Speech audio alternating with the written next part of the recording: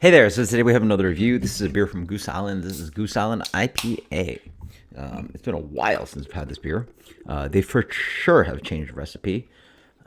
This beer, I think in 2000, won GABF silver gold for English IPA, and I think it's won 6 medals for that, which is absolutely insane.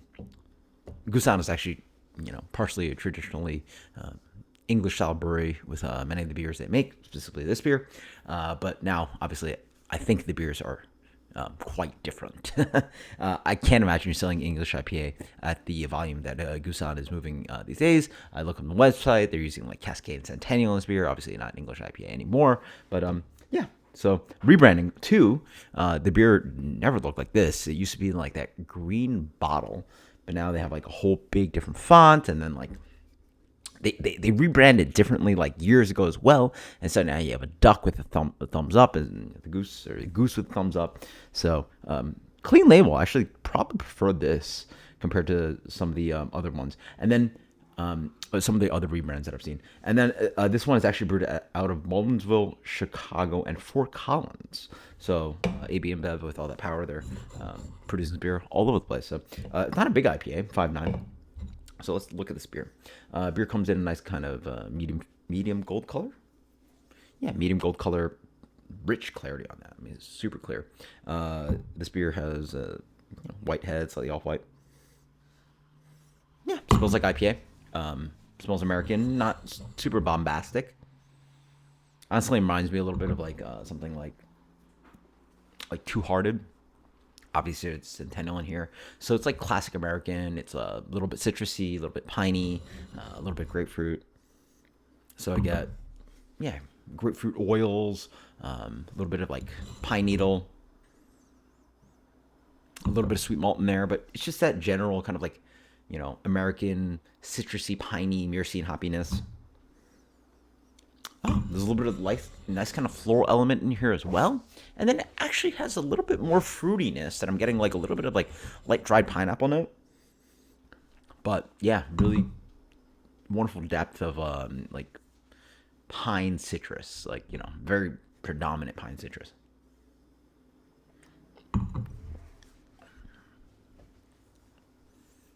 Okay. This beer is very fresh. It's always great to do the Publix buy one get ones because it's always planned out a way that like the beer is fresh, like it arrives and it hits. Because when Publix has to like do these kind of like deals, like they can't just order like, here's the supermarket. We have like 10 cases of beer. They have to do like a gajillion cases of this beer because like it obviously moves on that week. And this is a Best Buy of February, so that's 6 months away. So I don't know what the can on date is. Yeah, I can't tell you what the can on date is, but what could they be shooting for? What could they be shooting for? Maybe it's a month fresh, because that gives you 6 months from September. That'd be dumb fresh then. I don't know. Again, I can't tell you. Again, I always wish it's always a can on date, because again, who's looking at the Best Buy date? Like for dummies like me and like geeks like me, like I want to know the can on date and then decide for myself, because I know for a fact this beer's not gonna last to February. Maybe I keep it to the fridge, but maybe I actually buy a few and just like keep some beer in the fridge just to like test it out, because like I can't imagine this beer whatever. Let's get beer. You guys post in comments below. Like, have you ever kept an IPA on purpose in the fridge for like 6 months? Because like we're looking at like 6 months for now, right? Yeah. So who knows? So obviously this is not an English IPA. This is just a very bland IPA. It actually smelled quite fresh, so like there's nothing wrong with the beer. But on the palate, it just generally tastes like a macro, kind of like the Sam Adams Oktoberfest that I reviewed, and it's just like lightly malty, lightly hoppy, lacking in bitterness. Like this is like sort of the pop version of IPA, right? Like IPA, you want, I want big. The nose actually wasn't that bad, but I want some onion. I want some, especially if you're making like something like more classic, onion, garlic, more bitterness, more expressive hop character, ripping oils. Like this is a, you know, it sort of makes sense. Like if this beer, Goose IPA, they sell at all the airports and all the, baseball parks and the you know football stadiums and the NBA, like NBA courts, like sure, but it is so lacking in bitterness. Like why? It's not meant to be a hazy IPA, but there's no bitterness to this beer. Like it really sells no hoppiness or no bitterness. It's obviously hoppy. When people say they don't like IPA, I can definitely give them this. It's very floral. It's a little bit grapefruit zesty, but it's mostly floral. So the floral elements definitely push the ability to accessibility.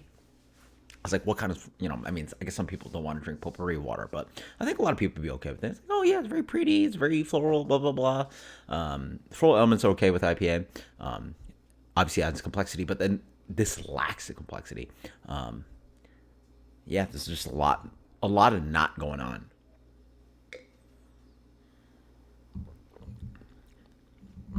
It honestly is a very tasty beer, but it just lacks like depth of hop character, depth of malt character, depth of bitterness. It just has so much goodness to it. Like it's fresh, it's hoppy, it has aromatics, like it has all these like it actually does a great job of a lot of the elements of what can make a really delicious West Coast classic style IPA. It's a little bit paler than it used to be. Like, some of these beers used to be a little bit more crystal malt forward. So it doesn't actually have to have all the crystal malt, but it needs more punchy hops, more bitterness. It just needs to it's almost like, what's the analogy?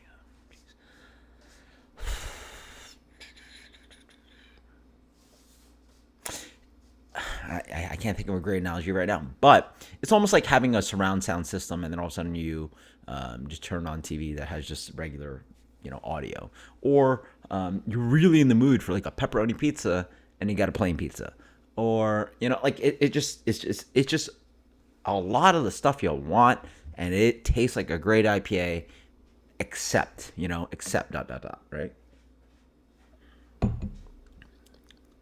Yeah. It tastes fine, but I just don't know why it has to be not bitter. Like it really could use some bitterness. Could just flabby of a beer.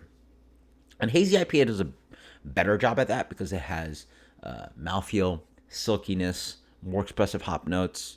This kind of haze to it that again is like appearance wise, but also mouthfeel wise.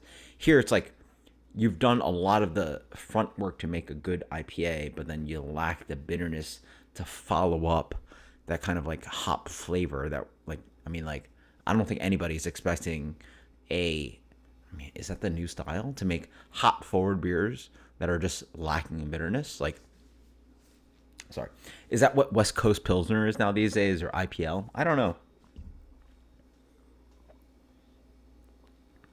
Beer's fine. A little bit disappointing, but it is a good beer. I mean, I'd crush this. It's fine, but I just, I'd like a really good IPA out of this. 84. No, it's better than that. 85. Let's sure 85. Is that too good of a rating? 85 is a solid rating. Cheers. Let me know what you think. Get this fresh. Cheers later.